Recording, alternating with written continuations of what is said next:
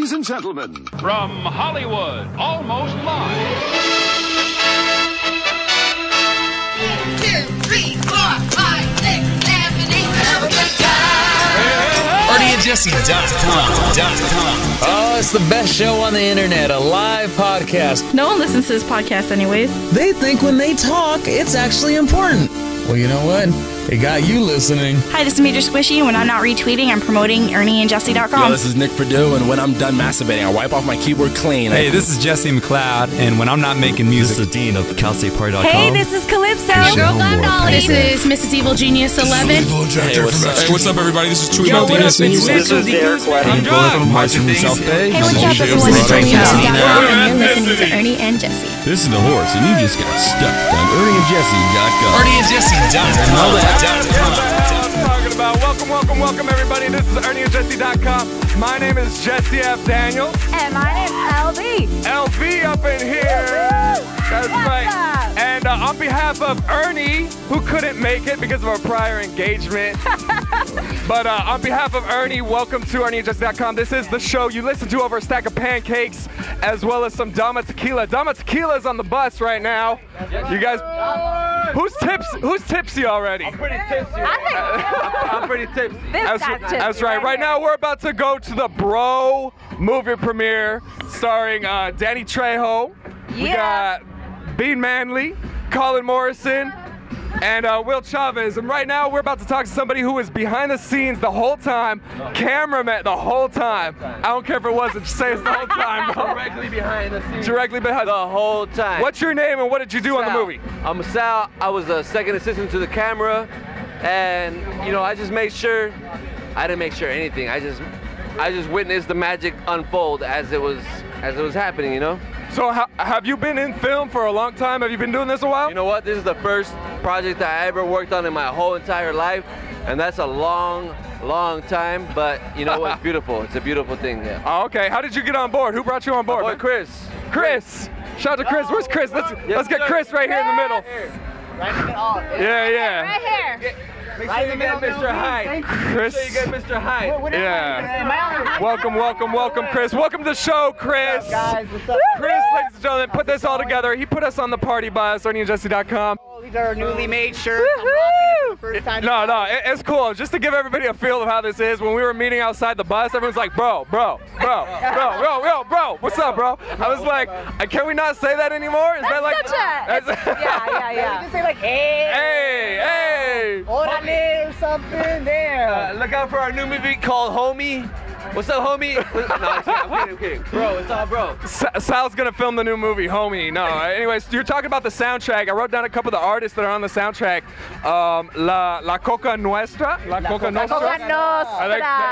Look. You didn't have to write it, but I'm glad you did your homework. I did right my back here. Oh shit! Look at me, right there on the flyer. Come on, Jesse. All right.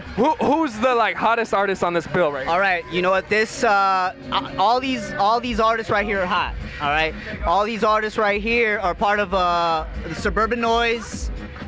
Jeff from Suburban Noise, he hooked us up with all these albums of all these artists. Are they all local? You know these. You know what? That's a good question. I think for the most part, they are California-based bands. Oh, okay.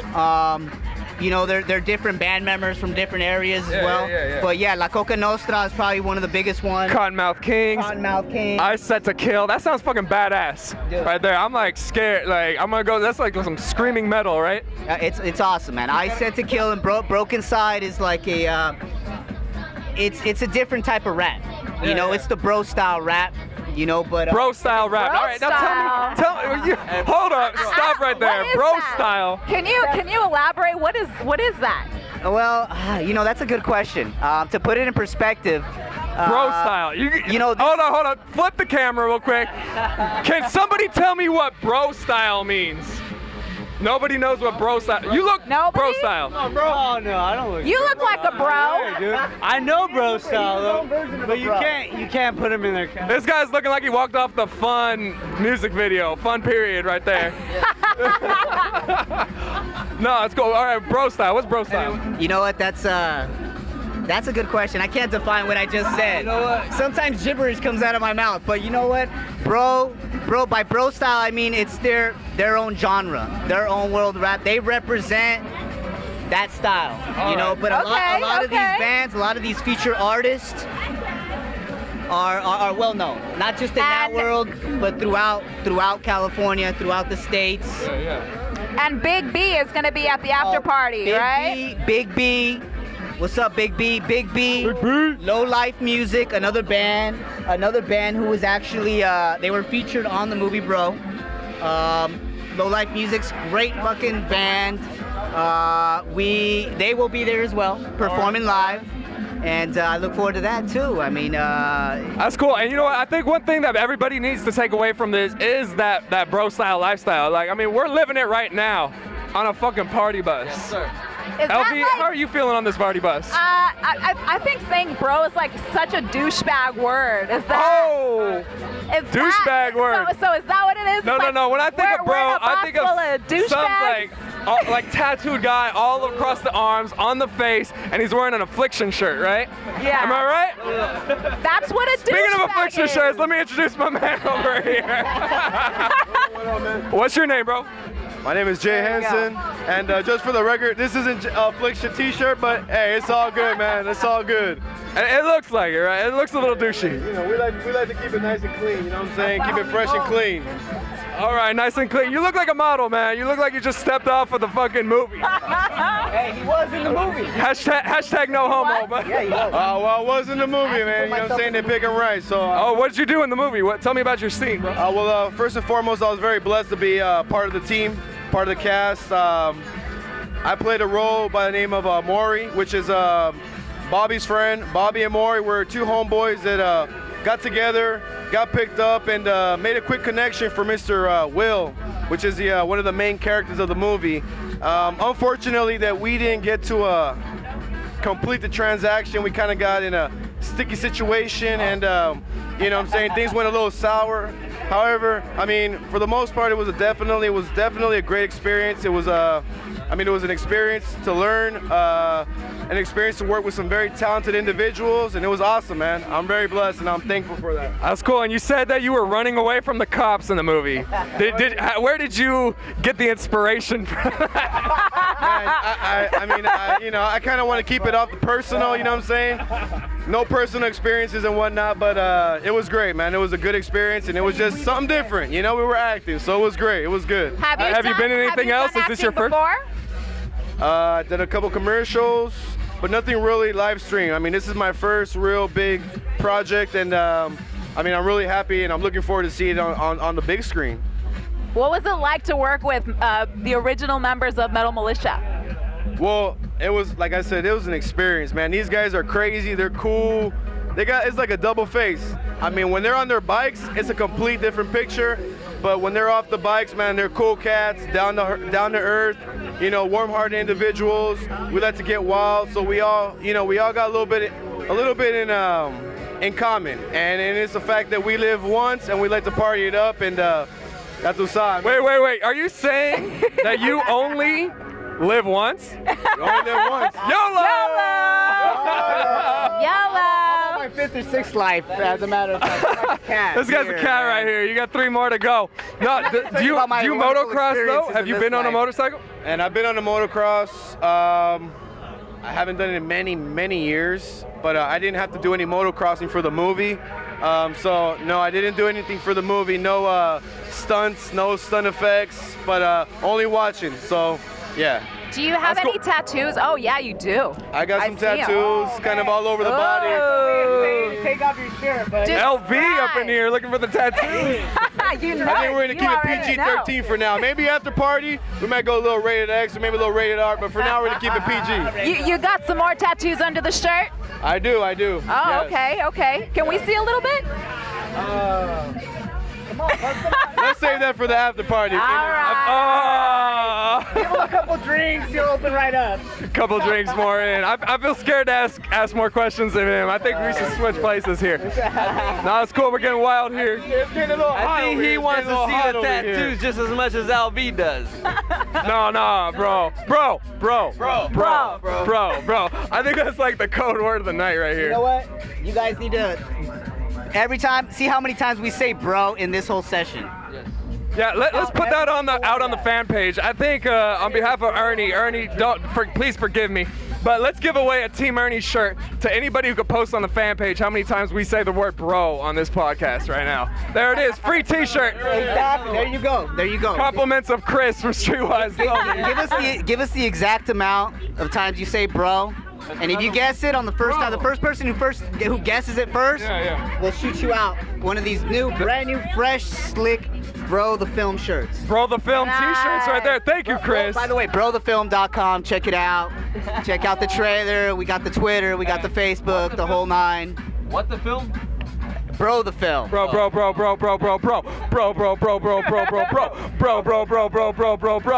let's go. I think, yeah. Do those count? Lost count. You lost count? No, but you know what? Chris and I, when we were partying a little bit a while ago, and he was telling me that the movie actually got started 10 years ago. 10 years ago? Right? Can you speak a little bit more on that? I'll do my best to elaborate a little bit on that. Nick Parada, one of my real good friends, who is also director, producer. This is actually his directorial debut. He wrote this script over 10 years ago.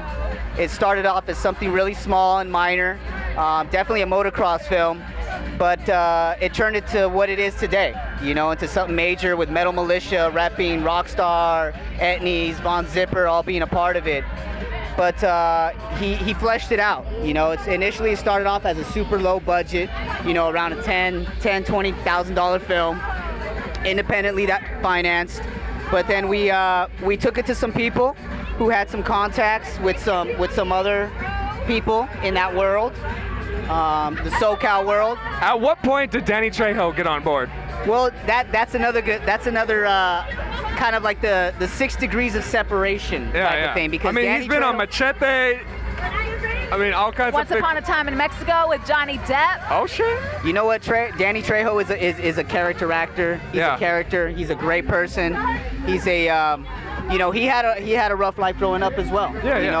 He's very positive, and he's an influential speaker. It turns out that I know Danny Trejo through his nephews that I went to high school with. Oh shit! So that's one of our connections. But he's also from the same area that we live in. From where? San Fernando? San Fernando Valley. San Fernando Valley. Pacoima, to be exact. George Lopez is from Pacoima, right? George Lopez from Pacoima. So that's a funny thing. I was watching this, and you say the word bro. Sometimes you think it's like white boys, like white boys. But bro is such a Chicano word nowadays that I think so. I think bro has evolved in itself. I remember when I was in high school, bro.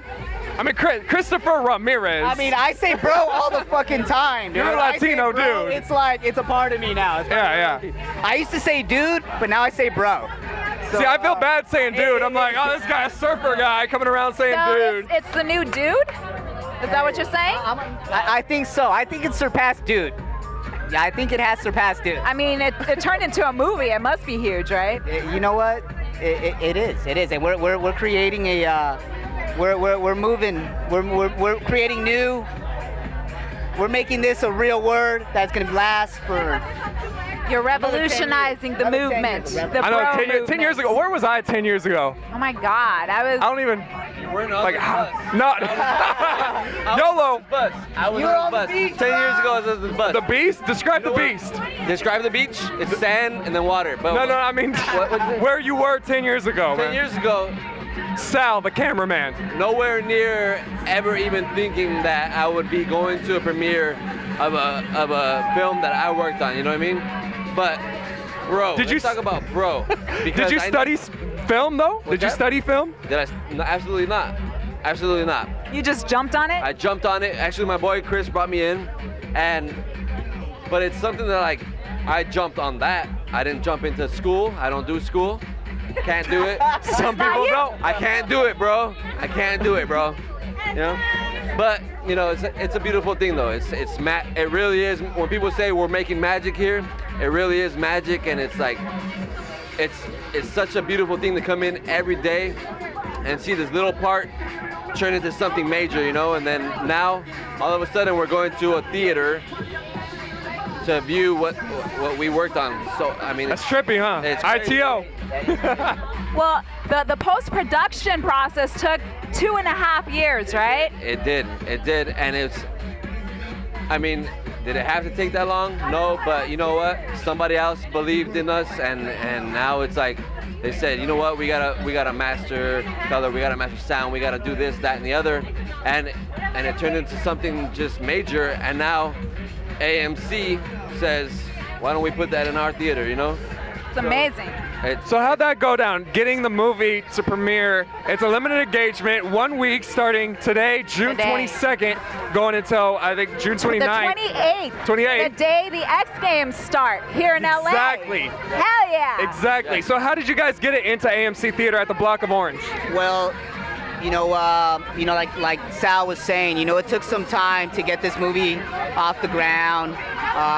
You know, it being our freshman film, being my freshman Directorial debut on my end, it took some time. We babied it. There were some elements that, you know, we take from it and we learn from these experiences. But as far as how we got into AMC theaters was, AMC has a special program going on. Okay. So where they put up the P&A monies, and they put up all the monies and P&A is print and advertising monies. And that's where, I mean, sometimes that money is more than what you spend on a budget on a film. That's always the most important element of advertising your film. So initially, during the program, I mean, specifically, I don't know if we just missed the expiration or if we didn't qualify for it at the time. This was about a year ago. But recently, my other partners, Robert Parada and Shoki Terriman, the executive producer, and Nick, we were able to work something out with AMC to where they carried us. You know, they brought us in, look, we're not going to do this for you guys. We're not going to put up all the marketing monies, but we'll put you in the theaters for a week for that special engagement, and let's see what you can do. You know, so are there talks to go more theaters, more from there, more showtime? Absolutely, absolutely. I mean, if all goes well, then, you know, maybe they'll put us on another week. You know, June 22nd to June 28th, we're gonna be screening. There's gonna be 7 different screenings on a day. We're in 7 slots, so you can watch it all day. This morning, it's showing at 9, and the last showing's at 12 a.m. So you can come watch for you early birds and for you night owls. You can come at any time for this week and come check it out. So let's hope we can bring the masses. You know, what we're doing here to market this is grassroots, just using our people, creating a buzz, our circle of people. Awesome. ERNIEandJESSE.com, of course. Brothefilm.com. Brothefilm.com. Yeah, no, if you guys want to check out Bro the Film, it's at brothefilm.com. If you get enticed to watch the movie, it is a limited engagement, 1 week only right now as you're listening to this podcast. Buy your ticket. You can buy your ticket from Fandango on the ERNIEandJESSE.com page. All right, give us a little cash right there, a little profit.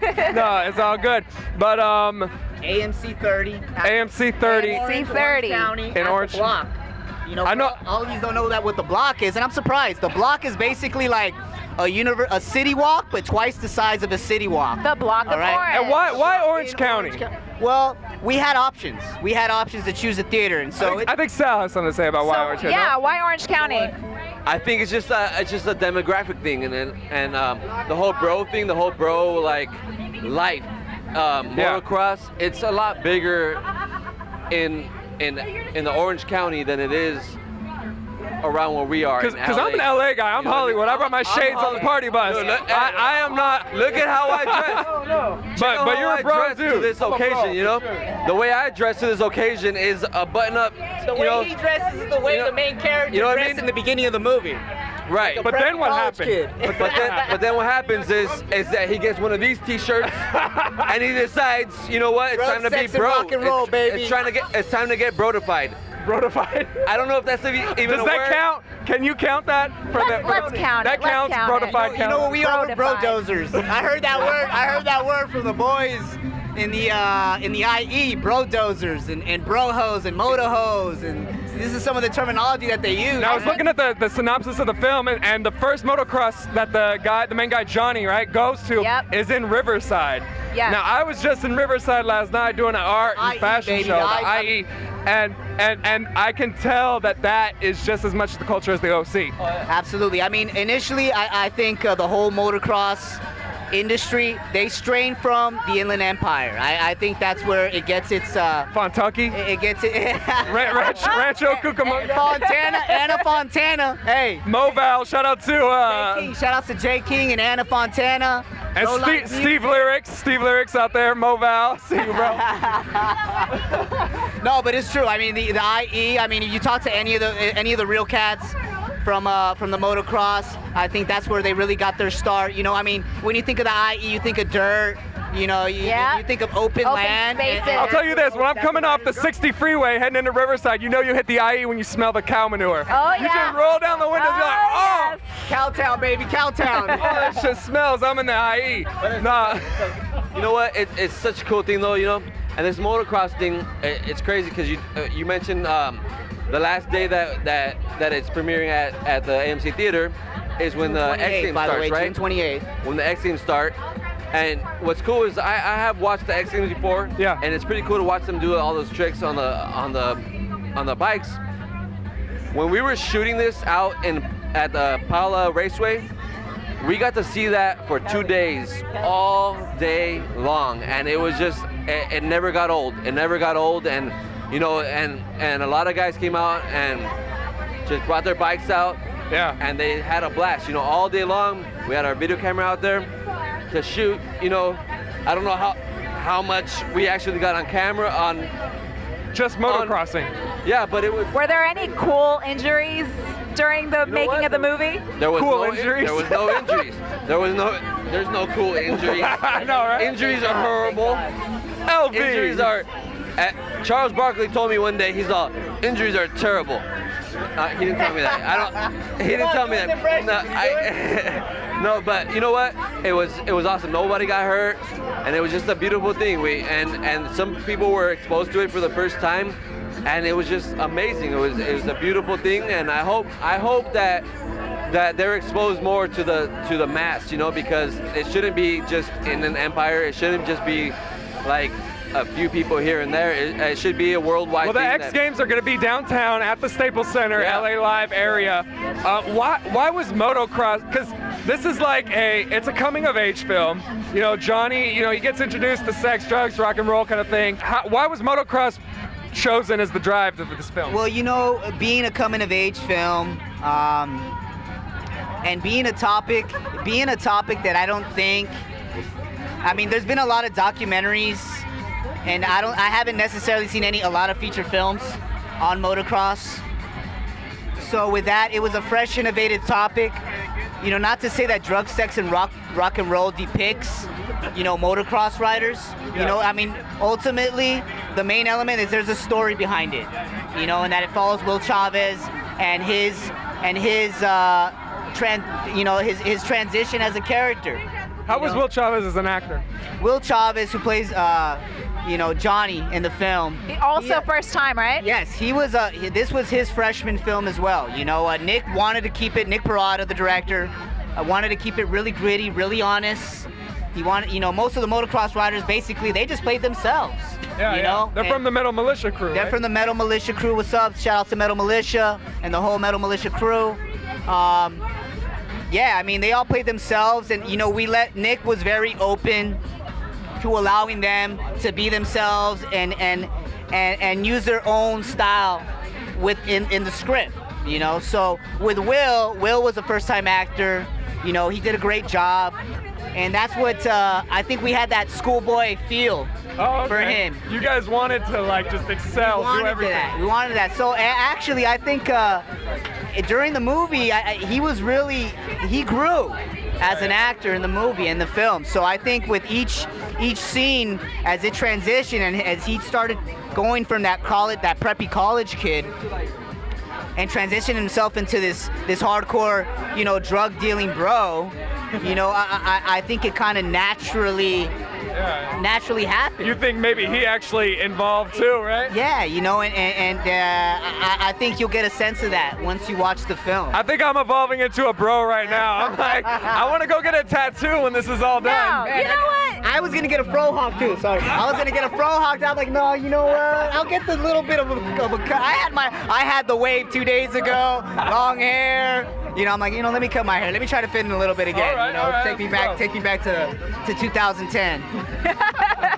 Now, Jesse, you say you're more of a Hollywood kid, but no, you put some tattoos on you. You fit just I'm going to get my Adam Levine on soon. Watch out. You fit right in. You know what, man? These dudes are tatted from, toe to knuckle, homie. Yeah.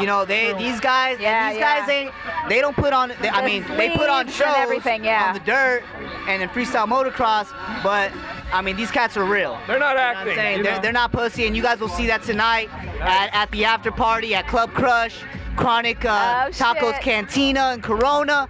Shout out to Mark Baker, Ruben Trujillo, our boys who are script supervisors from the film. They're putting it down for us tonight. They're repping for us. All right, you're repping a lot of people right now, but I want to hear you put Nick on blast. Mr. Nicolas Parada. Director. Hey, director, writer, producer. You know what, man? This is his baby, and he has been working nonstop for the last 2 years since we've been developing this for years now, but the last 2 years he's been working nonstop. He's got a family to support, but still he believed in this movie, and because of him, and a handful of others, that's why we're at the point that we're at this. And that's it right now. We just got to the block of orange. Everybody make some noise! Party, baby! There it is right there. We're about to go in for ERNIEandJESSE.com exclusive. My name is Jesse F. Daniels. And I'm LV. And we're about to watch the movie Bro right now. Woo! This is the first half of the podcast. We'll be right back talking about what we thought of the show and everything, right? Awesome. Can't wait. You ready, LV? I'm ready. Let's go!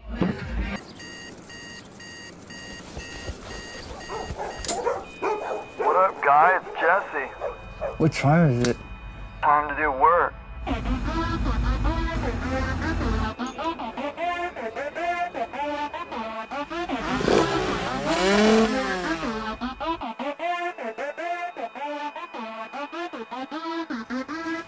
So I'm a little concerned, man. You've been out the game for a minute.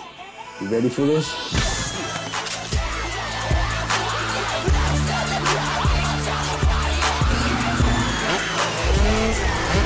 Getting you ready for FMX games this summer?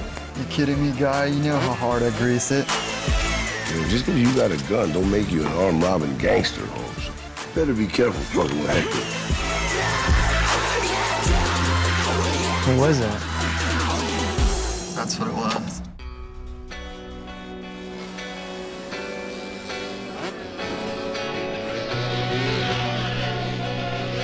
Yo, dude, man, I'm sorry for being late, man. Pull this shit again, and you're out of the fucking games. Yo, dude, where's Jesse at, man? He's chosen to be a fuck-up. Jesse, it's David. Jesus, man. What the fuck are you doing here? Fucking punk. Step away from the fucking house. Look, I want you to come back, but I can't let you do this shit again. The hills are dark, the hills are old, girl. I brought you the shit you're gonna need when you take over my run. So deep blood there draped in pain.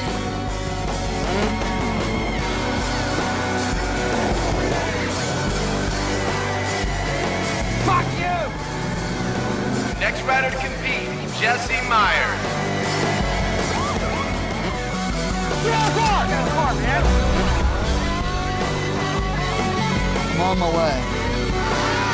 Listen, don't fuck with me, don't fuck with my money. Payback's a bitch, huh?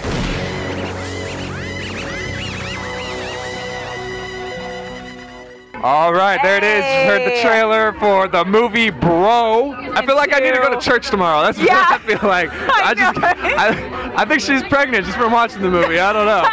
A lot of sex. A lot of sex. A lot of drugs. Rock and roll. Yeah. Pretty kick-ass though. You know, we can't sit here and fool ourselves and say, yeah, best movie ever. Of course, we're getting paid to say this shit, right? But I mean, it is an independent film, and it takes a minute to get into it. And when you watch independent films, I don't know about you, LV, but you start realizing how much goes into the big productions. Right. Like, you know, explosions and stuff. You won't see that. But then so you realize you lose some of that like tightness of like the studios that have the money to put into a lot of like, you know, the storyline and everything. But with the independent film, you really get the story and the heart. Exactly. That's what I was gonna say. On the upside, it's like it's more real. Yeah. It's just the camera and the actor and the feeling. Yeah. I mean, the guy, the main motocross guy, Jesse, he plays Jesse, which I love that name right there. You know, he's just like the whole movie, bro, dude. Like, Matt, are you gonna take a hit or are you gonna be a pussy? Yeah, pussy, dude. Like, seriously, how much pussy do you get? And then he like walks up to his friends, dude. This guy's in a dry spell. Just can you hook him up tonight? I think he was my favorite character. Are you serious? Of course. The hot, stoned out, tatted guy is always going to be the girl's favorite. Oh, okay, because he was a character guy. Yeah. He's a character actor. So Danny Trejo made an appearance in the film, and he played kind of like a drug dealer. Guillermo. He was a purchaser. Uncle Guillermo. Oh, okay. You did your homework, all the research and stuff. I was just tripping out. But yeah, no, he did great. He did, of course, you know, he played what he was. Yeah. You know, this Chicano guy, the chain. It was what you would expect from Danny Trejo, Machete. But the story was great. The story was there. You know, the story was great. Is this guy puffing smoke? Yeah, that's right. He's puffing smoke in front of the camera. Let's Facebook.com/BroTheFilm and BroTheFilm.com. Go ahead and like them, show them support. And you know, if you are in the area, go get your ticket. AMC Block of Orange, June 22nd. And then hell, go to the X Games. Are you guys over, Sal? Yeah, can we get some new, some fresh? Yeah. Get Sal out of here. Sal, go get drunk. Chris, let's talk to Chris real quick. Go get drunk. Keep in mind, Sal has been drinking the entire time throughout the movie. Yeah. I was just telling our listening audience. At this point, we got a studio backing us up. Yeah. You know, it's business, negotiations, contractual obligations. Okay. You want to meet deadlines and things of that nature. But sometimes, you know, we all hit obstacles. You know, and unfortunately, sometimes it's business. You know. Financially, money is always a major issue. It's always about the money, right? And it slows the process down. Gotcha. You know, thank God that we're moving quickly on this one. Yeah. So you know, we have Maya Entertainment is a studio that executive produced this along with Moctezuma Esparza, and right now we're in talks with them to hopefully buy it back. You know, we're gonna see what happens. But at this point, we're getting distributed. They're a vertically integrated company, meaning they have distribution. What does that mean? Vertically integrated means they have distribution, they have exhibition, they have their own chain of movie theaters, and they have a production company, and they have a post-production facility. So they do everything. Nice. All rolled into one. Wow. You know, actually they're the first Latino vertically integrated company. And what's the name? Moctezuma? Maya Entertainment. Maya Entertainment. The head honcho there is Moctezuma Esparza. Oh, okay. Ironically, his name, right? You know, it's a great, powerful name. Mayan, right? Mayan. So yeah, you know, so right now, that's our situation. We're trying to deal it. You know, it's just it's a producer game. That's when your producer game comes into play. Oh, that's when you put your producer hat on. What a producer entails, the job is half of it. You got to know legal. You got to know legal matters. You know, you got to know legal paperwork, contracts. Everything's got to be backed up. Do you sign a lot of contracts and shit? I do. Yeah? But my partner Robert Parada, also my mentor. You know, one of the main reasons why I'm in this game is our leader. You know, so because of him, we're making these films. That's great, man. Where we're at. What I see from Streetwise, you know? what I see you guys doing is taking these films that tell these stories that, you know, I don't think the big companies are gonna pick up. You know what I mean? Motocross, like it's not a huge thing. Not a huge following. We're trying to taco trucks, not, I mean, maybe in LA, but you guys are really hitting the streets, and I think people will appreciate that. Bring it together organically. No, absolutely. I mean, keep in mind, we don't make movies for a niche audience. We make movies for the masses. Oh, okay. Taco shop, yeah, it sounds urban and everything, but it takes place in Long Beach. Oh, okay. You know, we have a very diverse cast, black and brown, Asian, Indian mix. You know. So what is your purpose with these kind of films? What are you trying to do? Your purpose? Well, damn, that's a good question. You're putting me on the spot with those type of questions. LV with the hard-hitting question. What is my purpose with these films, and what is my purpose in life? Because you're not trying to sell out, right? Absolutely not. I mean, we're trying to follow, you know, a pattern, a schematic. We like to base ourselves off of, you know, the Judd Apatow's. You know, he makes not low budget, but he makes popcorn comedies, and that's what ultimately Streetwise is about. Urban. Right now, we're dealing a lot with urban comedies and horror films. You know, that seems to be what everybody's attention is attracted to. So we're working on that, and we're raising the bar. We're raising our bar. Each film that we do, the budget goes up. You know, so these first two films that we made, Bro and Taco Shop, we put our heart, every last dollar, back into the movie. That's good. That's appreciative. And this has opened the eyes of a lot of companies, a lot of distribution, a lot of production companies, and they see what we're about, and it speaks for itself. So when you can bring a movie like Bro or Taco Shop to the table and do it under budget and do it at the monies that we made it for, then people want to lay in bed with us. You know, and that's the terminology. Wow. These companies want to lay in bed with us, and they want to make it happen with us. You know, at this point, Streetwise Entertainment has several properties in development. We have about 15 properties in development. One of the next properties we're dealing with is Hollywood Players. We're talking with we're in talks with J. Cole. We're good friends with his manager, J. Cole, to come and be the lead in that. We have another property called The MILF with Tyler Posey. We're talks with Tyler Posey and a couple other of our actors from Taco Shop. So we have several properties in the works and in the midst, and nothing but great things are going on right now, man. All right, cool. Awesome. Is there anything you want to say in closing? Last shout-outs? Well, I just want to say thank you for the Ernie and Jesse and LV for coming out and supporting us tonight, June 22nd, for the screen, the premiere of Bro. Be sure to check out Taco Shop. Look for Taco Shop. Coming to a theater near you. Thank you. Thank you so much, guys. We had a really good time. It was a good story. No, I was bored the entire time. Shut up, Jesse. I'm like, whatever. Hell yeah, it's a fucking party bus. It's just boring, huh? We got LV, we got Jesse, LV and Jesse show, the Ernie and Jesse show, Jesse and LV show. So Ernie, say what's up. This is Sal from the movie Bro, and you're listening to Ernie and Jesse. This is it. Bro, take another drink, motherfuckers. Salvador Limon Jr. You see him on the credits? Hell yeah. Hey, you know what? Shouts out to Dama Tequila. Thanks, Phil. Appreciate the fucking drinks, man. Delicious. I'm feeling fucking groovy right now myself, so thanks for the drinks, and we'll see you at the after party too. Woo! Going to the after party. Thanks to Chronic Cantina. Thank you all. Whoop, whoop. Yes. Thank you, Ernie. I hope you we did you proud on this show. You missed it, Thanks, Ernie. Man. Woo! We missed you. See you on the next one. See you next week, people. Bye. Bye. Bye. Woo! Bro. Yeah, bro.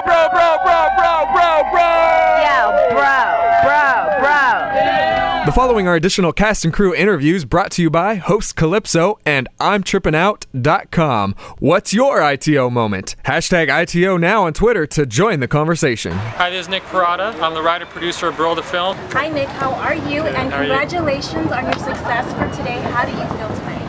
I'm really happy. I'm relieved. I'm really relieved because I finally get to see the film done, and now I can start thinking about my next movie, and I don't have to keep thinking about this one, you know? It's been 2.5 years, so it's definitely excitement, but also relief.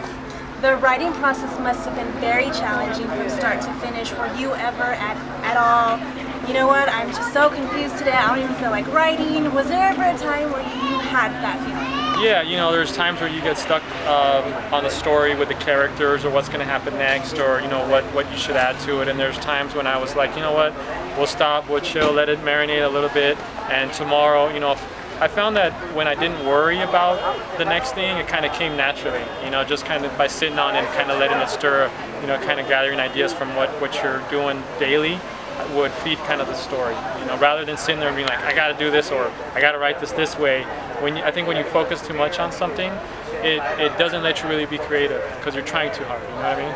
You definitely brought a lot of diversity into this film because it's motocross, and then, you know, you have Caucasian actors, and then you have the mixture of Danny Trejo. How was that feeling to you to think, okay, actors, auditions, give me your process on that? I like diversity in all my projects, even when I started doing short films and stuff. I always said, look, I'm cool with white kids, I'm cool with black people, I'm cool with, you know, this person, I'm cool with this race. So if I'm friends with all these different cultures, why not put them in your movie? I mean, I think that's what reflects in real life, so why not, you know, so I always had kind of an eye out, like, and things change. Like, sometimes I have a character for a white guy, and, you know, a black dude comes in and auditions for him, like, man, you were great, and I just swap it, or vice versa, you know. Sometimes you think a gang member is going to be, you know, a cholo or whatever, Southsider, and you're like, you know what, this might work for this white guy I know that looks all tatted up or whatever. So it was never a question of, you know, race specifically, but I always felt like I got to diversify somewhere and to kind of reflect what I see in real life, you know. Give me your biggest ITO moment. I don't know what that means. I'm tripping out. I'm tripping out moment. You know, sometimes the party bus is coming. Maybe nice. You'll be tripping out later. I'm tripping out right now. It's the party bus for the movie. Look, the party bus coming to the actual world premiere. Yes. That's an idea. Thank you so much, and we wish you nothing but success on your next film. Thank you. Any hints on what's going to be next? What we're going to be seeing? You know, I'm writing another motocross script. I got another Eddie Bunker project that I hope to make one day, and I also have a junior heist movie that I want to make. So I have 3 scripts ready. I just need the money. If you find it for me, then you'll be a producer. Awesome. Thank you so much. Thank you. And it was again, a pleasure meeting you. Congratulations. Hi, I'm Kim McKenzie, writer of Row, and I am on ERNIEandJESSE.com. How was the writing for the film Row? I mean, especially starting from the title, when you're starting to write, how do you figure out the title from beginning, and then all of a sudden you go towards the end? Okay, yeah, this is the title, but I want to know, you must have changed so many things back and forth. How did you finally say, this is it, this is what it's going to be, done, the end? Well, I think we went through about 9 rewrites. We started writing in November about 2009, and Nick came to me with a 10-page outline of what he wanted this film to be, and it was really just about bros and that sort of subculture. And he told me the basic story of how he wanted a young kid who gets caught up in the wrong sort of lifestyle, and then eventually we were debating on whether he gets redeemed or not, or he has to see the consequences of that. And then from there, I wrote the first draft, and then Nick and I passed it back and forth for a couple of times. We went through about 9 drafts, and then around draft 4 was when Metal Militia came on board, and we incorporated all of the motocross elements as well. And really, Jesse was more of it was a smaller character, and we really amped that character up because we wanted to show the parallel lives and the one that Johnny was sort of veering into leading. For the character of Jesse, did he really have to get into character? It just seemed really natural for him to act the way he is in that character. Well, the first table read, we had someone else reading the part, and he wasn't right for the part. And then the next table read it was the second table read that Nick told me that Scummy and Bo came on, and I was like, oh, they're motocross riders. I mean, I was a little skeptical, I'll admit, and they came in and they knocked it out of the park. They just were. It was so awesome hearing our words that we had written come to life through these characters. That's their lives. That was amazing. They definitely did bring the characters to life. I think it was definitely took a twist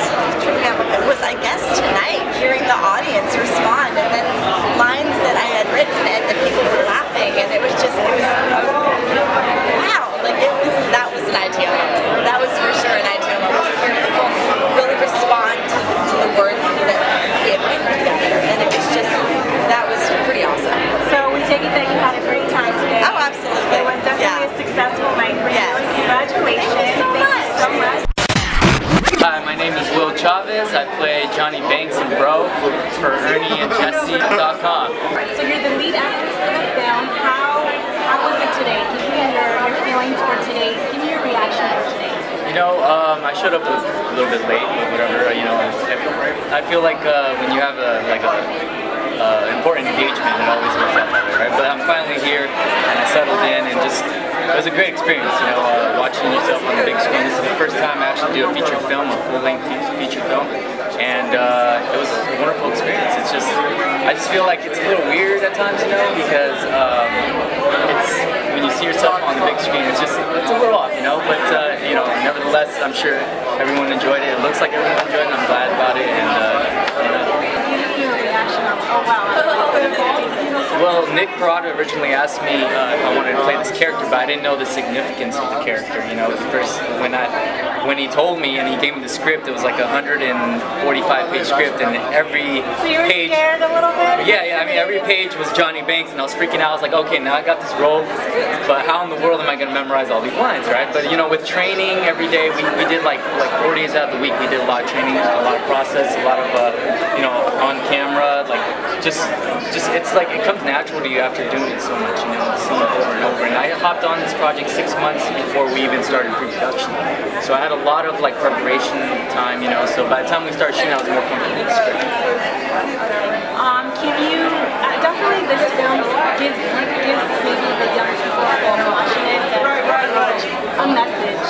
Can you relate to this as maybe being in that situation? This is definitely a very common message that gives out to the young kids out there that are falling into, you know, the drinking and the drugs and all of that.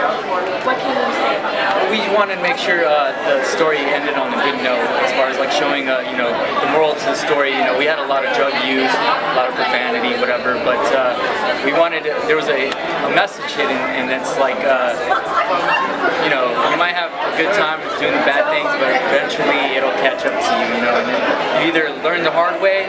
You know, the quote of the movie is, it's, what is it?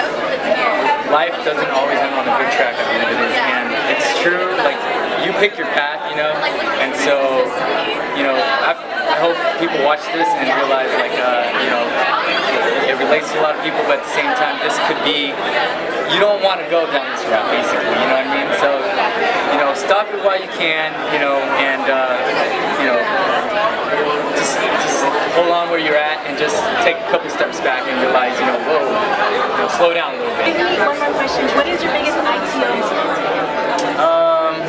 That's a good question. You stumped me on that one.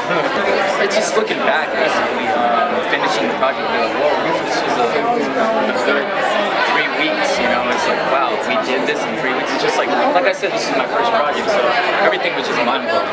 Just from the beginning when we started shooting, everything was just fresh and new, you know. So, just looking back, like, wow, I did it really is, and it's definitely a story to tell my grandchildren, and you know, nothing else comes out of it, but you know, we hope for the best for the film.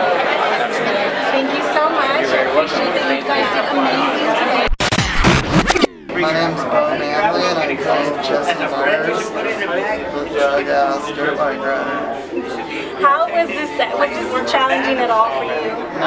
No, it just came natural for you? I mean, it's something different because we're dirt bike riders, but at the same time, the character is close enough to where it wasn't like I had to have a British accent or, you know, speak German, you know, so it's fine. This is your first film, correct? Yeah. Okay, how did that come into place? Were you just like, no, I don't think I could do this? Or, I knew I could do it, because I've done a lot of television stuff and People of Band on TV. So, basically reality shows are acting as well. You know, they're not real anymore. So, I kind of had a little experience, but I've never read a script. So. Were you kind of like, oh my goodness, I have to read like a 100-page script? Did you ever have that moment where I'm kind of lazy to read all these lines? Or did you do a lot of improv? I did almost entirely improv. I stuck within, you know, within arm's reach of the script, but I wasn't like following the script, and also I didn't read it. I mean, I think I read it once in advance, but I never read it. I showed up every day and they would give me sides. and I would just, it's a lot easier just to remember what you're doing night day each day, you know, instead of like getting confused. I just, all right, that's what we're doing today, cool. A lot of people came out and support you today on the film. How does that feel for you? It feels good, especially since I never thought I'd be an actor. I mean, it wasn't what I set out to do in life, so. What is your biggest ITO moment? What's that? That means I'm tripping out. Oh, I'm tripping out. It can be from like starting to finish, anything. Great job, thank you. And I guess the funeral scene was a bit weird, you know, that's probably the part that was the trippiest. Seeing your face and it looks pretty much real and it's like a funeral, it's kind of fucking weird. In the film, we didn't expect for your character. I'm not going to say too much because we want everyone to come out and watch the film, but the character took a twist that we were not expecting. As you're watching in the audience, you're like, oh man, this had to happen, you know? Yeah. How did you feel about that? I was fine with it, but I mean, it was weird. That made it my job more challenging because I mean, that's like one of the most challenging things to do is believably act like you're dying, or, you know, and like, so I was up for the challenge. How were the takes in that scene? We're not going to say. I'm going to say basically it hurt a lot falling on the ground over and over and over, and that was my least favorite part, was being sore and falling on concrete. Did you have any doubles for any of the scenes? Yeah, actually, you know, it's funny, almost all the motocross, except where I ride up and out of the frame, is all stunt doubles. And that's what we do. And you know, they can't have their actor crash and break his arm, and then a scene later he has a cast on when he didn't, or you know what I mean? So I had stunt doubles for that show. Awesome. Thank you so much. Thank you so much. You did amazing. My name's Bo Manley, ERNIEandJESSE.com. ERNIEandJESSE.com.